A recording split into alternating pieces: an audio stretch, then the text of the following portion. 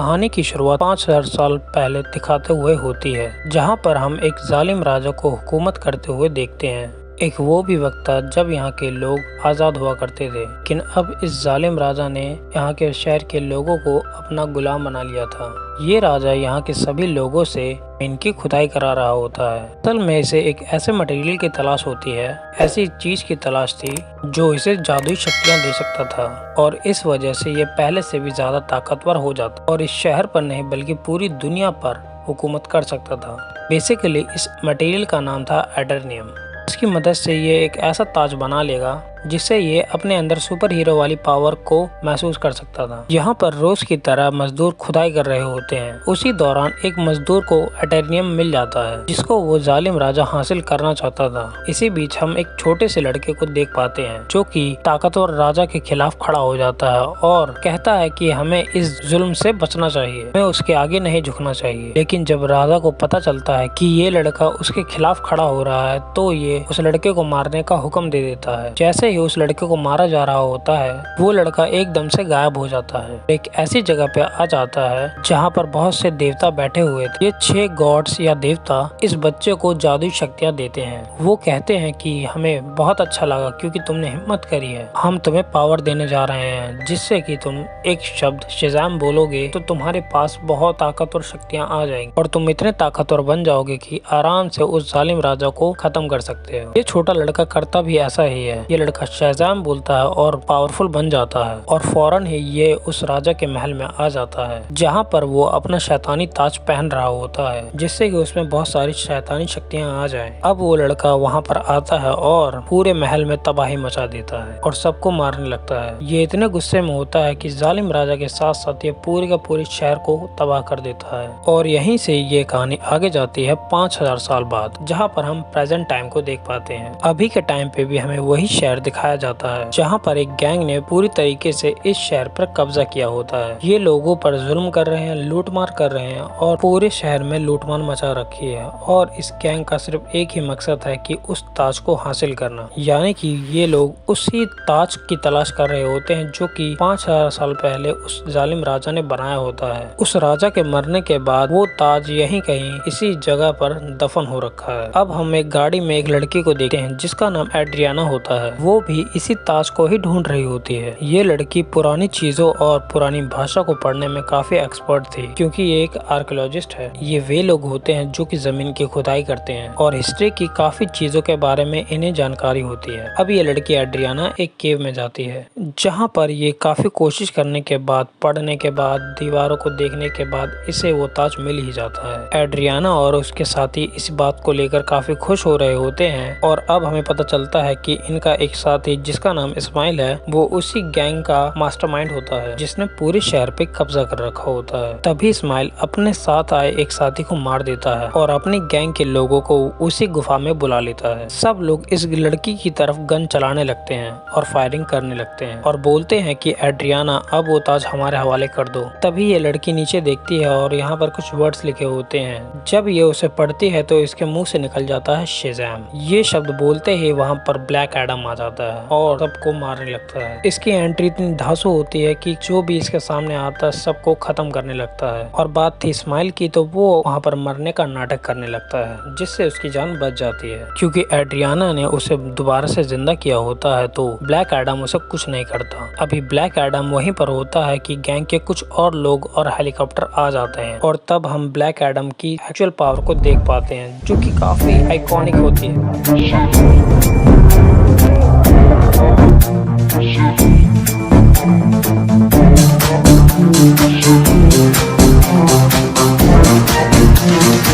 उसी में एक आदमी उस पर एटर्नियम मिसाइल दाग देता है। अब इसी मटेरियल से वो ताज भी बना होता है जिसके कारण ब्लैक एडम को चोट लग जाती है। अब ब्लैक एडम उस इंसान की जान तो ले लेता है लेकिन अब उसे काफी दर्द हो रहा होता है और जब ये उड़ने की कोशिश करता है तो वापस नीचे जमीन पर गिर के बेहोश हो जाता है। और हमें यहाँ पर ये पता चलता है कि एटर्नियम ही एक ऐसा मटेरियल है जो कि ब्लैक एडम को नुकसान पहुंचा सकता है और इसी से ब्लैक एडम को मारा भी जा सकता है। ये देखते ही एड्रियाना काफी परेशान हो जाती है और वो ब्लैक एडम को अपने घर ले जाती है। जैसे ब्लैक एडम को होश आता है वो यहाँ पर एड्रियाना के बेटे से मिलता है। वो लड़का उसे बताता है कि आप 5000 साल से उस गुफा में बंद थे, अब हमारा शहर गुलामी में फंसा हुआ है, तो आप एक सुपर हीरो बन के हमारी मदद कीजिए। आप हमारे लिए एक मसीहा बन के आए हो, आप ही हमें उन लोगों से बचा सकते हो। ब्लैक एडम को यहाँ पर कोई फर्क नहीं पड़ता। वो कहता है कि ये जगह आज से 5000 साल पहले मेरा घर हुआ करता था, लेकिन अब मुझे कोई फर्क नहीं पड़ता।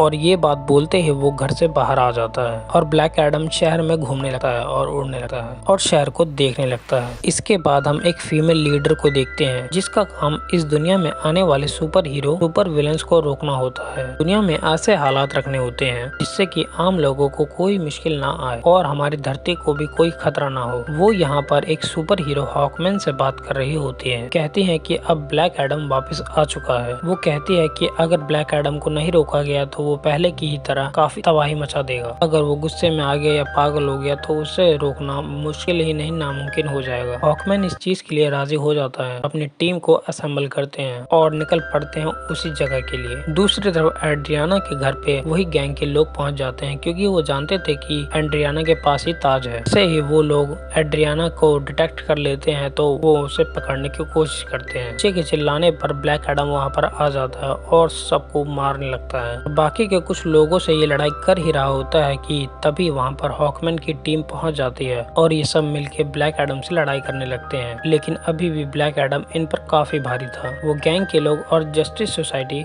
दोनों मिलकर भी इसका कुछ नहीं बिगाड़ पाते और आखिरकार ब्लैक एडम वहाँ से चला जाता है। ये जस्टिस सोसाइटी की टीम जो कि हॉकमैन के द्वारा बनाई गई थी वो एड्रियाना के पास आते हैं और वो उससे मदद मांगते हैं कि तुम हमारी हेल्प करो उसे पकड़ने में। और एड्रियाना उसे सुनाने लगती है कि तुम तब कहाँ थे जब ये गैंग के लोग हमारे देश पर अटैक कर दिए थे। तुम लोगों को तो हमने कभी पहले नहीं देखा। एक ब्लैक एडम ही है जिसने हमें बचाया है। जब मैं मरने वाली थी तभी उसी ने मुझे बचाया था। जस्टिस सोसाइटी के लोग उसे कहते हैं कि जिसको तुम हीरो समझ रहे हो बल्कि वो असल में एक विलन है। इससे 5000 साल पहले इसी तरीके से इसने पूरे शहर को अपने गुस्से से तबाह कर दिया था और आखिरकार ये एड्रियाना को राजी कर लेते हैं। इसीलिए एड्रियाना इन सबको ब्लैक एडम के पास ले जाती है ताकि सभी लोग बैठ के आराम से बात कर सके। अभी दूसरी तरफ इस्माइल उसके बेटे के घर पे पहुंच जाता है ताकि वो उस ताज को ढूंढ सके और अपने लिए उसका इस्तेमाल कर सके। जब उसे वो ताज नहीं मिलता तो वो गुस्से में एड्रियाना के उठा के अपने साथ ले जाता है। यहाँ पर काफी चालाकी से ये लड़का अपनी माँ को कॉल कर देता है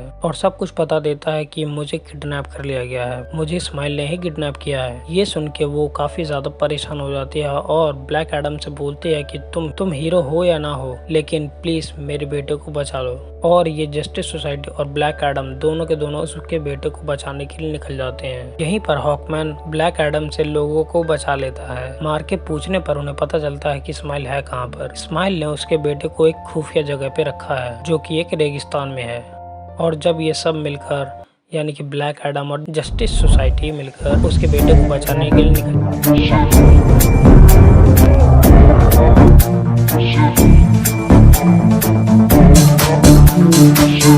जाती है। जब ये लोग वहाँ पर पहुँचते हैं तो इस्माइल को दिखाया जाता है कि उसने गन पॉइंट कर रखी होती है उस लड़के के ऊपर। और यहाँ पर इस्माइल एक राज बताता है कि वो गैंग जो कि इस पूरे शहर में तबाही मचा रहा है उसका लीडर मैं ही हूँ और ये सब गुंडे मेरे लिए ही काम करते हैं। इसलिए वो एड्रियाना को कहता है कि अगर तुम्हें अपने बेटे की जान बचानी है तो वो ताज मुझे दे दो। और ये परेशान माँ उसको वो ताज दे देती है ताकि उसके बेटे की जान बच सके।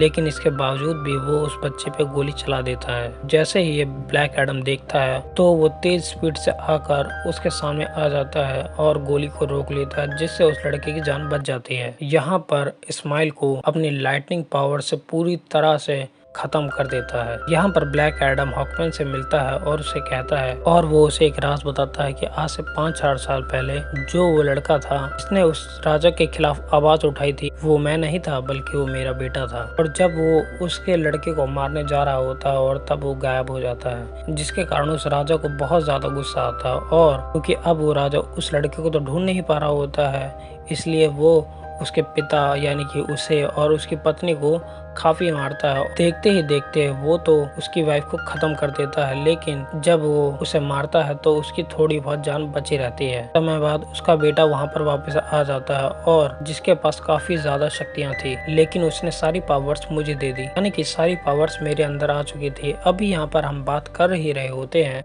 तभी जालिम राजा के लोगों ने एक बार फिर से हम पर हमला किया और इस बार उसका बेटा मारा जाता है। वहां पर मैं तो बच गया, लेकिन मेरे सामने मेरे बेटे की मौत हो गई। अपने बेटे को अपने सामने मरता हुआ देख मैं आग बबूला हो गया और उस राजा के पास गया। जिसके बाद जब वो महल में गया तब उसने राजा और उसके लोगों को तो मार दिया, लेकिन तब उसके काबू में उसकी शक्तियां नहीं रही। देखते ही देखते ये शहर मेरे ना चाहते हुए भी तबाह हो गया। जिसके बाद उन देवताओं ने मिलकर उसे उसी गुफा में कैद कर दिया था और मैं कई हजार साल तक उस गुफा में कैद रहा। जब एड्रियाना ने आकर नाम पुकारा तब मैं आजाद हुआ। यहाँ पर ब्लैक एडम को अभी भी काफी अफसोस होता है कि उसकी वजह से पहले भी उससे काफी ज्यादा तबाही मची है और अब भी बहुत ज्यादा तबाही मची है। अब भी काफी लोग मारे गए और अब ब्लैक एडम हॉकमैन से कहता है कि अब मैं सरेंडर करता हूँ। मैं अपने आप को तुम लोगों के हवाले करना चाहता हूँ ताकि मेरी वजह से किसी को भी नुकसान ना हो। इसके बाद ब्लैक एडम शेज़ैम शब्द फिर से बोलता है और जिसके बाद उसकी शक्तियाँ चली जाती हैं। जिसके बाद वो दोबारा से नॉर्मल इंसान बन जाता है, यानी कि अपनी असली फॉर्म में आ जाता है। अब इसके पास उसकी सुपर पावर नहीं है। जब तक ये वर्ड फिर से नहीं बोलेगा तब तक इसके पास दोबारा से वो शक्तियां नहीं आएंगी। इसलिए अब ये इनसे रिक्वेस्ट करता है कि तुम मेरे साथ कुछ ऐसा करो जिससे कि मैं दोबारा ये शब्द बोल ही ना पाऊँ। आखिरकार ब्लैक एडम को पानी के अंदर कैद कर दिया जाता है ताकि पानी के अंदर तो कोई कुछ बोल ही नहीं सके। ये एक छोटी सी जेल होती है जिसके अंदर ब्लैक एडम कैद कर दिया जाता है। दूसरी तरफ हम इस्माइल को देख पाते हैं जो कि मर चुका था, लेकिन अब वो हेल में था। इस्माइल को एक बात तो पता थी कि अगर उसको उस ताज की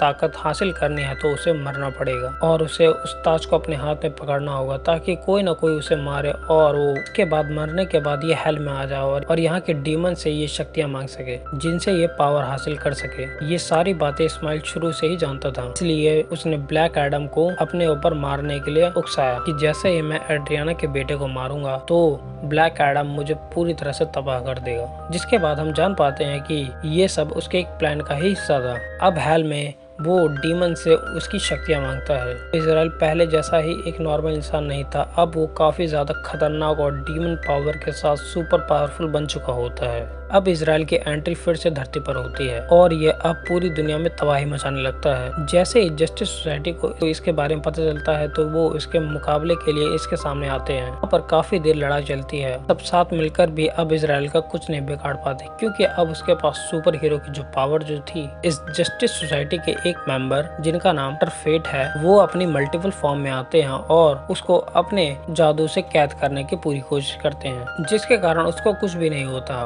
बहुत जल्दी ये सब समझ जाते हैं कि इजराइल को अब ब्लैक एडम के अलावा कोई भी नहीं हरा सकता। इसलिए वो डॉक्टर यहाँ पर ब्लैक एडम से टेलीपैथी से बात करने लगते हैं कि हमें तुम्हारी हेल्प की जरूरत है और ये लोग यहीं से काफी उसकी हेल्प भी करते हैं। वहाँ से निकलते ही उस जेल के सोल्जर उस पर अटैक कर देते हैं, लेकिन वो फिर भी पूरी जान लगा देता है उन सबको मारने के लिए और जैसे तैसे करके लड़ाई करके वो पानी से बाहर आता और शेज़ैम वर्ड दोबारा से बोलता है। जैसे ही वर्ड ये बोलता है उसको दोबारा से ब्लैक एडम की सुपर पावर्स मिल जाती हैं और बिना वक्त को वेस्ट करे वो दोबारा से इजराइल के पास जाता है और मुक्कों की बरसात कर देता है। दूसरी तरफ जस्टिस सोसाइटी के लोग अभी भी इजराइल से लड़ रहे होते हैं और इसी दौरान इनका एक साथी डॉक्टर फेड अपनी जान से हाथ धो बैठता है, यानी कि मारे जाते हैं। हॉकमैन भी पूरी तरह से अपनी कोशिश करता है, लेकिन इनकी कोशिशें कुछ ज्यादा कामयाब नहीं होती। लेकिन अच्छा तो तब होता है जब ब्लैक एडम वहां पर आता है। अब ब्लैक एडम और इजराइल की काफी लड़ाई होती है। ये फाइट काफी टक्कर की थी, लेकिन वक्त के साथ ऐसा लग रहा था कि ब्लैक एडम ही है जो कि इजराइल को रोक सकता है। और कुछ ही देर बाद ब्लैक एडम इजराइल के सर को पकड़कर उसके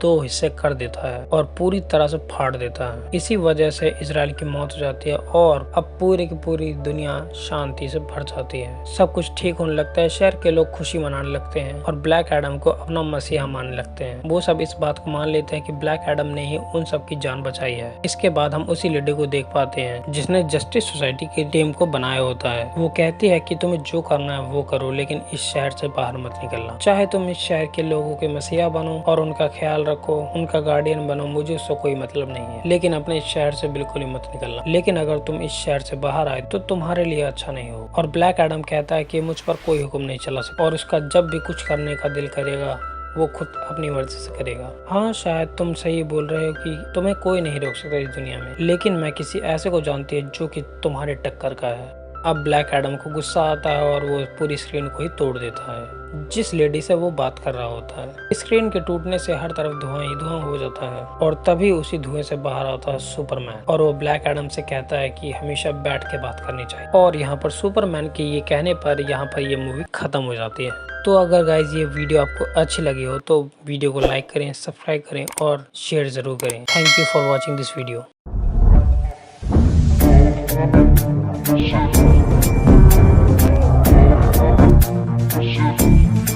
Thank you.